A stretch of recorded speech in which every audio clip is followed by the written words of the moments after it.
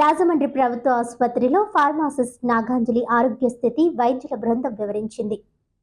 రాజమండ్రి ప్రభుత్వ జనరల్ ఆసుపత్రిలో ఫార్మాసిస్ట్ నాగాంజలి ఆరోగ్య స్థితిపై డాక్టర్ల బృందం మీడియా ప్రతినిధులతో మాట్లాడారు. డాక్టర్ పివివి సత్యనారాయణ, డాక్టర్ ఏ Kumar, doctor CH Sai Neelima, doctor Vasundhara, K Sudhakar, doctor P Priyanka తదితరులు ఉన్నారు. General medicine HOD PVV Satyanarayana, anaesthesia HOD doctor Anil Kumar, neuro surgeon CH Sai Neelima తదితరులు మాట్లాడారు.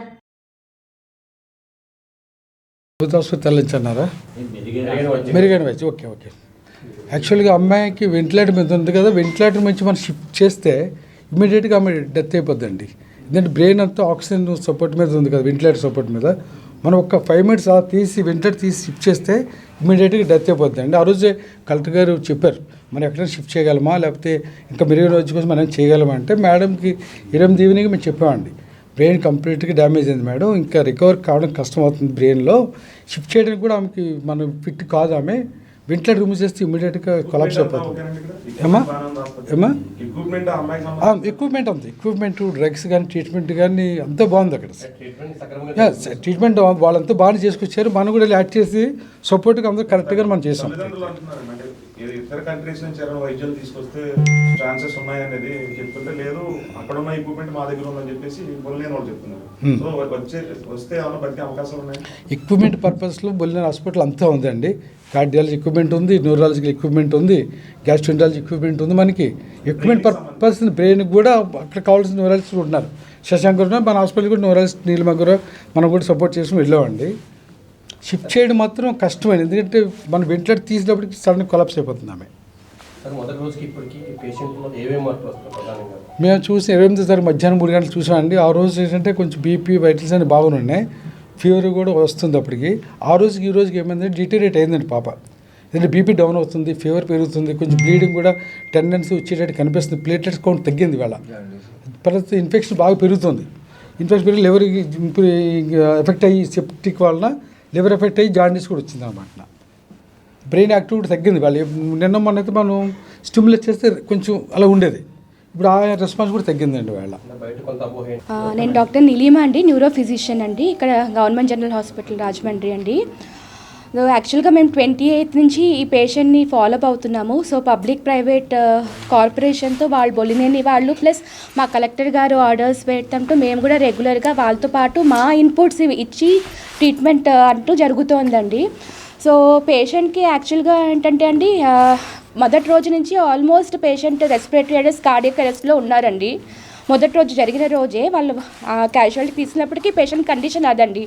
వాళ్ళు అక్కడ సిపిఆర్ చేసి రివైవ్ చేయించారు, మళ్ళీ సర్క్యులేషన్ అంతా ఇంప్రూవ్ అయింది, రెస్పిరేషన్ ఇంప్రూవ్ అయిందండి. కానీ నెక్స్ట్ డే నుంచి పేషెంట్కి ఇలా ఫిట్స్ లాగా వస్తున్నాయి, మయోక్లోనిక్ జర్క్స్ అంటాము. సో మయోక్లోనిక్ జర్క్స్ ఎందుకు వస్తాయంటే, ఆల్మోస్ట్ టోటల్ బ్రెయిన్ డ్యామేజ్ ఉంటే, బ్రెయిన్ డ్యామేజ్ అంటే మనకి బ్రెయిన్కి oxygen, brain is a very sensitive organ and it requires oxygen అనమాట ఫర్ ఇట్స్ ఫంక్షనింగ్. సో ఏంటంటే అండి సో ఆక్సిజన్ బ్రెయిన్కి తక్కువ అయిపోయి దిస్ గ్లోబల్ ఇష్కీమియా వచ్చింది.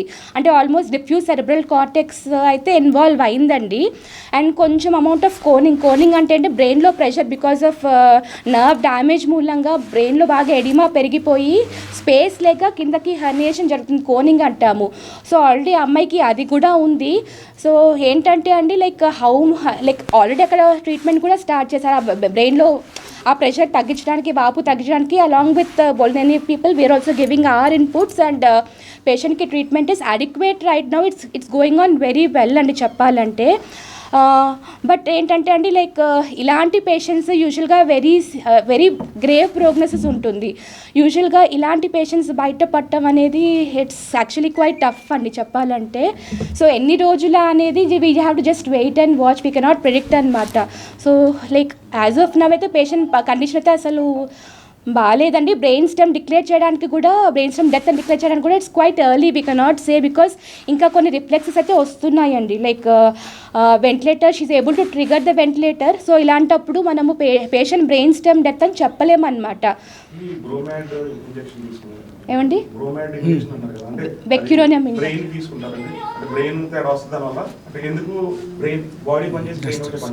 నేను doctor Anil Kumar, government hospital రాజమహేంద్రవరంలో ఇన్ఛార్జ్ హెచ్ఓడి అనస్థీషియా డిపార్ట్మెంట్.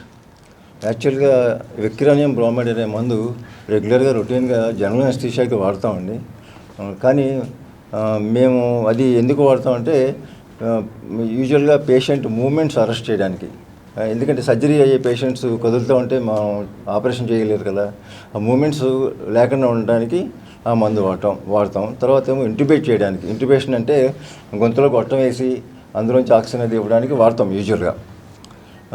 అది దాని యాక్షన్ ఒక 20 to 30 minutes వరకు ఉంటుందండి దాని యాక్షను.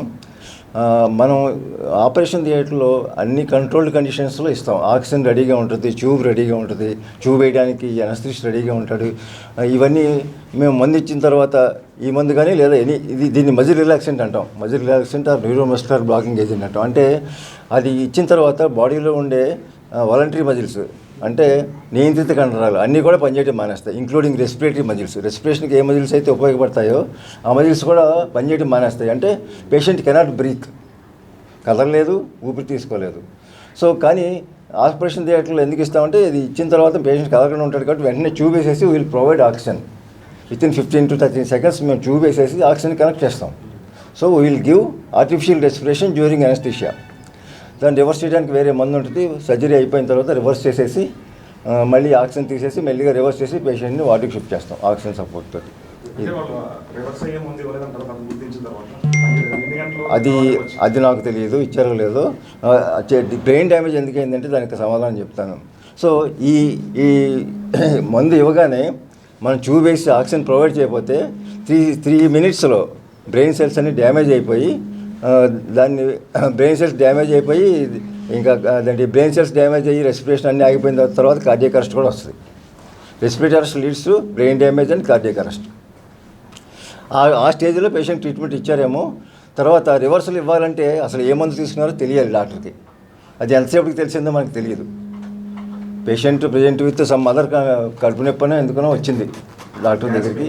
అది పాయిజన్ తీసుకుందో లేకపోతే పాయిజన్ తాగిందా, పాయిజన్ ఇంజెక్షన్ చేసుకున్నది అనేది ఎవరికి తెలియదు, మాకు తెలియదు.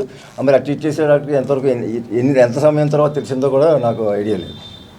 సో బ్రెయిన్ డ్యామేజ్ కేవలం ఆక్సిజన్ లేకపోవడం వల్ల జరిగింది, ఈ మందు వలన కాదు. ఆక్సిజన్ లేకపోవడం వల్ల ఒక 3 or 4 minutes ఆక్సిజన్ ఇవ్వకపోతే బ్రెయిన్ డ్యామేజ్ అయిపోతుంది.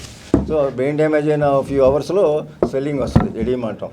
సెరిబ్రల్ ఎడిమా స్టార్ట్ అయింది. సెరిబ్రల్ ఎడిమా అవడం వల్ల lower part of the brain compression వచ్చి కిందకి దిగుతుంది. దాన్ని హెర్నియేషన్ అంటాం మేడం చెప్పినట్లుగా.